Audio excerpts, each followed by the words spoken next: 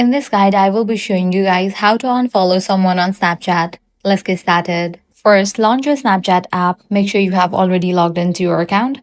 Now navigate to the conversations page. Here you're going to find all the conversation. Likewise, over here, all of your friends are listed. Now find the person you want to unfollow or remove from your friend list. Now press and hold on their name until menu appears on your screen. From the menu, select Manage Friendship. Select the option Remove Friend. Confirm it. Once you do this, the person will no longer appear in your chats, private stories, or friend-related interactions on Snapchat. It's important to know that Snapchat works a little differently compared to apps like Instagram because there is not a traditional unfollow button for regular users.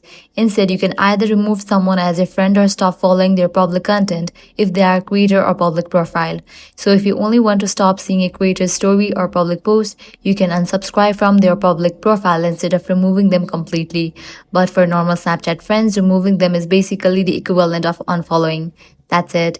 If this guide helped you out, do not forget to like, share, and subscribe.